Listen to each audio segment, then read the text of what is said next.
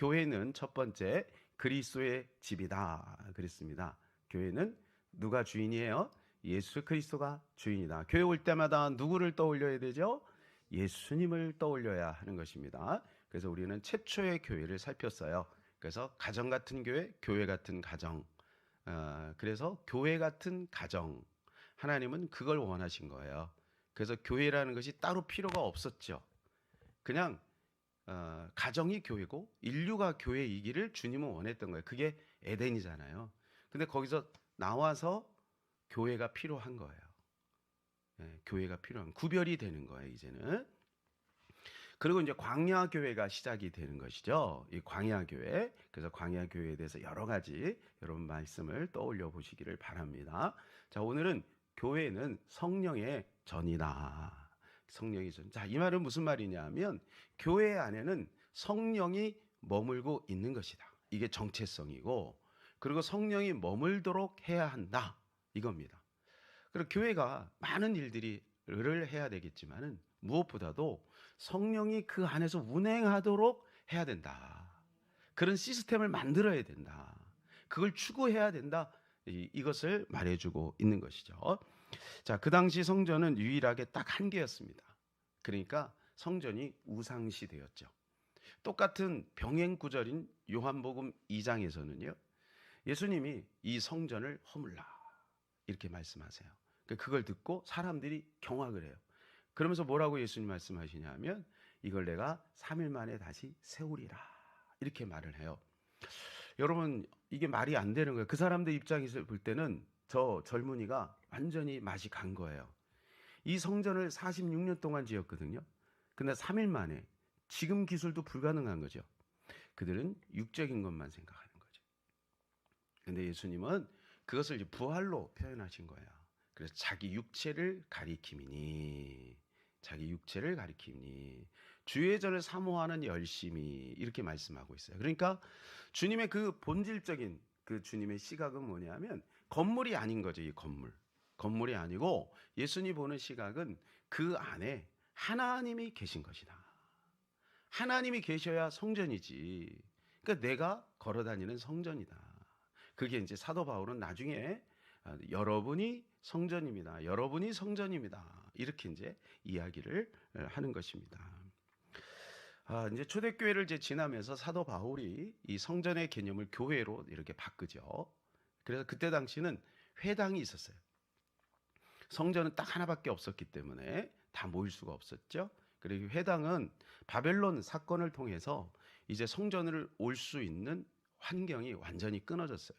그래서 이제 있는 곳에 이제 조그맣게 모여서 이렇게 회당이 있었어요. 근데 이제 사도 바울은 그 개념도 이제 깨트려 버려요. 그래서 가정에서 교회를 시작합니다. 가정에서. 예. 자, 예수님 때부터 이 성전의 개념이 바로 세워지기 시작합니다. 오늘 본문에 있는 말씀은 성전 정결 사건이에요. 이 성전 정결 사건은 굉장히 중요한 의미가 있어요. 이것 때문에 지금 유대 사회가 발칵 뒤집히는 거예요. 그들에게는요, 이게 엄청난 충격인 거예요. 그것도 여러분, 교회에 가서 성전에 가서 예수님이 그 비둘기, 그 다음에 소나 양, 그 다음에 환전하는 그것을 완전히 뒤집어 버린 거예요. 확 뒤집어 본 거예요. 그러니 여러분, 유대 지도자들 또 제사장들은 어떻게 했어요? 뭐 이것 때문에 유대 사회가 완전히 뒤집혔어요.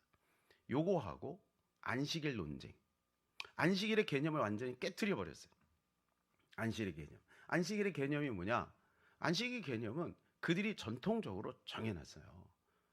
물론 율법에도 있지만, 그래서 그들은 그냥 지키는 것으로만 갔죠. 그러나 예수님은 생명의 포커스를 맞추는 거예요. 이 안식일에 병든 자를 고치는 것이, 생명을 살리는 것이 너희의 우양을 이렇게 물에 빠지거나 구덩이에 빠졌을 때 건져내는 것보다 더 귀한 것이 아니냐, 이렇게 하면서 그들의 의식, 잘못된 종교 의식을 바꿔주는 거야. 이걸 통해서. 그 중에 이제 성전 정결 이 사건이 아주 중요한 의미가 있는데, 이게 교회하고 연결이, 교회 정신과 연결이 되기 때문에 오늘 본문을 정한 것입니다.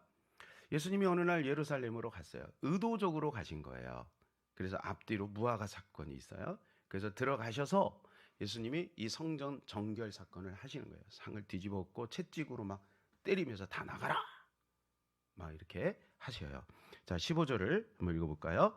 그들이 예루살렘에 들어가니라 예수께서 성전에 들어가사 성전에서 매매하는 자들을 내쫓으시며 돈 바꾸는 자들의 상과 비둘기 파는 자들의 의자를 둘러 엎으시며, 이것은 오래 전부터 하던 거예요.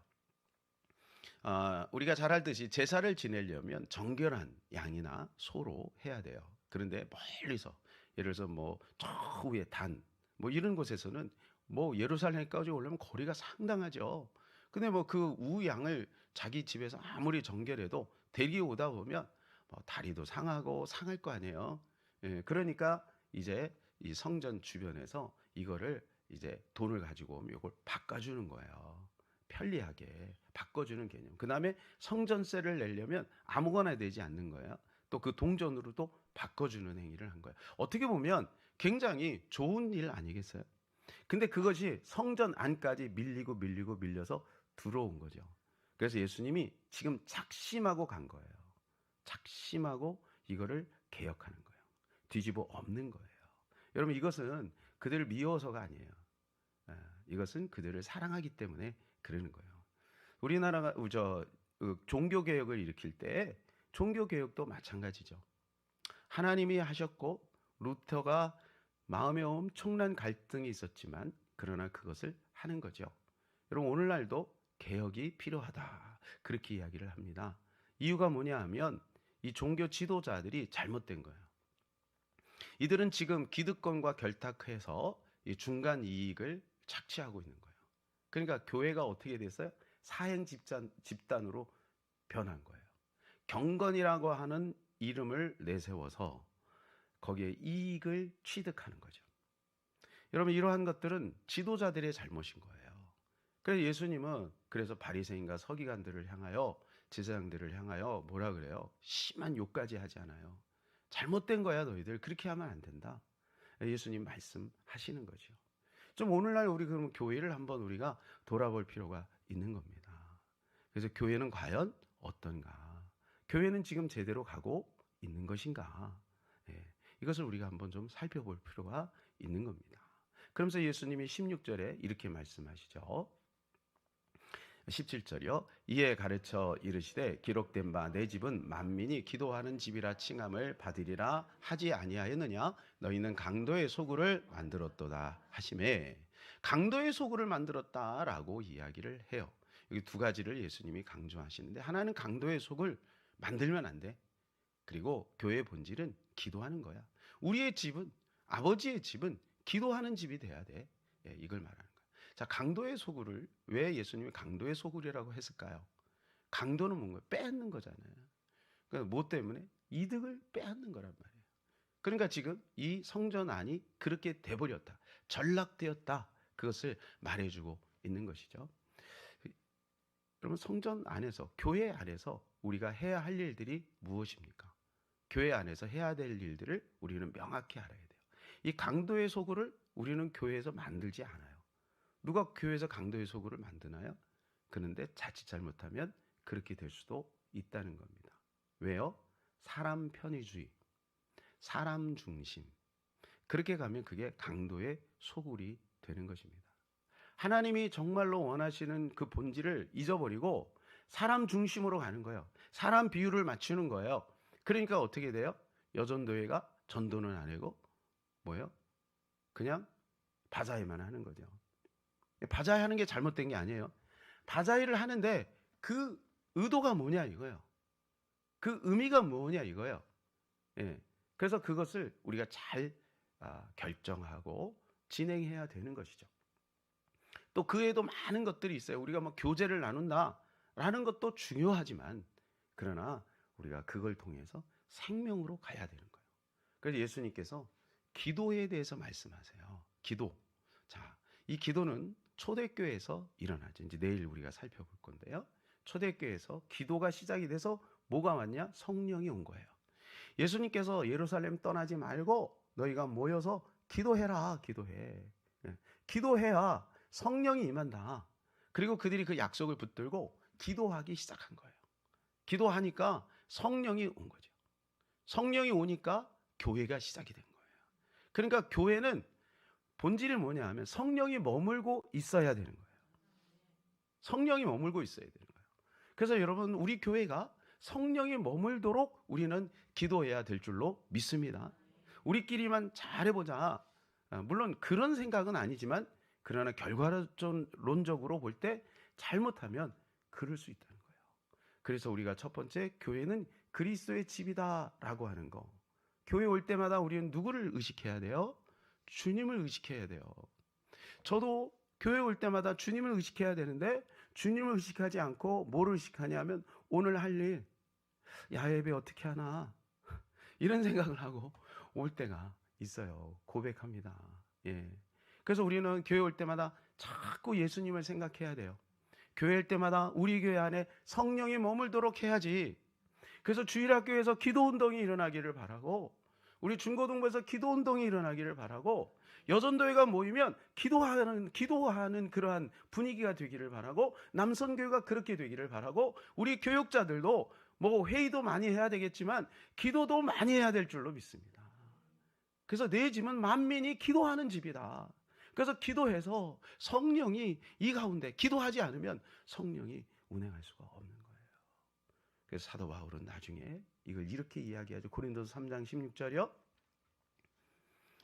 너희는 너희가 하나님의 성전인 것과 하나님의 성령이 너희 안에 계시는 것을 알지 못하느냐. 이 문맥상 이 말씀은 무슨 말이냐면 거룩에 대해서 말씀하고 있는 거예요. 거룩에 대해서 말씀해서 성령은 거룩한 곳에 계신다. 너희 몸이 성전이니까 너희 몸을 잘 다스려라. 이런 의미로 문맥상 말씀하신 것이지만은, 그러나 여기에 본질은 뭐냐 하면 그 전 안에 성령이 머물고 있어야 된다는 거예요. 그러니까 우리 안에 성령이 머물고 있어야 된다는 거예요. 이 더 글로리 처치 안에, 모든 교회 안에 성령이 머물고 있어야 된다는 거예요. 자, 우리가 광야교회에서 국가를 교회로 봤죠. 이 대한민국 안에 성령이 머물고 있도록 우리는 기도해야 된다. 야, 윤석열 정부가 끄는 거 아니에요. 그 누가 뭐 잘해서 되는 게 아니에요. 하나님이 하셔야 되는 거예요. 그래서 우리 기도하는 사람을 통해서 그 일을 하나님은 하기를 원하신다라고 하는 것입니다. 사랑하는 여러분, 우리가 이 성전에 올 때마다 무엇보다도 기도하는 분위기를 만들고 기도하는 은혜가 있기를 바랍니다. 그래서 성령의 전으로 우리 교회가 날마다 하나님 앞에서 정말 주님이 기뻐 받을 만한 그러한 교회가 되었으면 좋겠습니다. 기도하겠습니다.